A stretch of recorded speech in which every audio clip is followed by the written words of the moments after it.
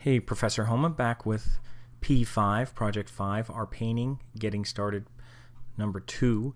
And a couple things I worked on that I didn't record is that I did this foreground alfalfa, I did the wheat, and then I did this little, I guess it's corn. So I did this corn area, then I even moved that layer behind it. So as I turn off these layers, you could, and the tree line, you could see what they are. This is the corn, this is the wheat layer, and this is the alfalfa layer. I didn't do a shadow, I didn't do the grass or the trees yet.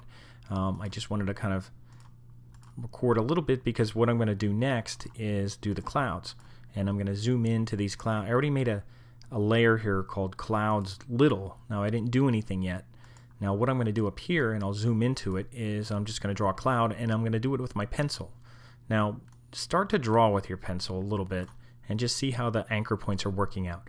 That way you could kind of test it and say, well, do I want it a little closer? And I'll move it a little closer so it's a little more detailed. Basically, more to the left is more detailed, more to the right is more loose.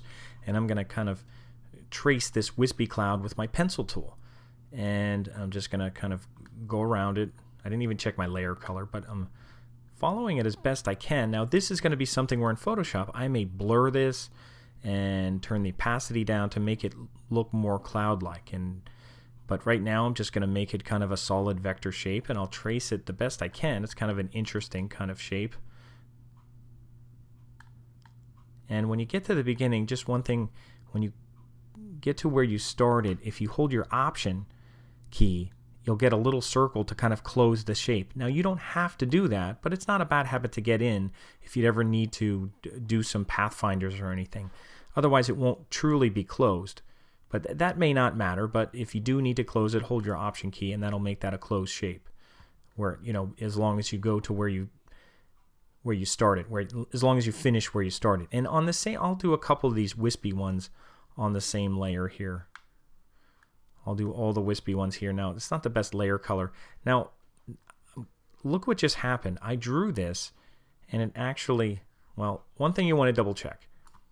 Okay, that one's still there. Now, I almost thought if you get too close to another one and you start to redraw, it could redraw the shape and delete your previous shape. But what actually happened here, notice I'm drawing, I have no fill and no stroke. So you just have to be careful there that you have some kind of stroke here. Because if I go to view outline, I can see I do have strokes here. So I probably want to put some kind of stroke color on here so I can see these things that I'm doing. So I'll go back and I'll make them pink just so I can see them right now. And I'll go back to preview. So there's my wispy kind of clouds, and I have a couple more wispy kind of clouds, and I'll draw a couple more here.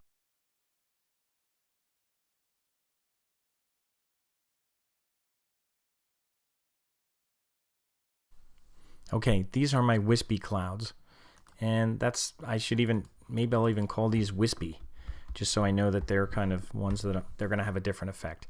The next clouds I'm going to do are these bigger clouds, so I'm going to stop recording right now and trace some of these bigger clouds, and then we'll come back and see where we're at. Okay, the next thing I did here, and I'll just give you a little kind of update. I made 2 layers. I did bigger clouds and I did wispy clouds. These are the wispy clouds, and if I click here, I could click everything on the wispy cloud layer. So it's just these clouds that are selected.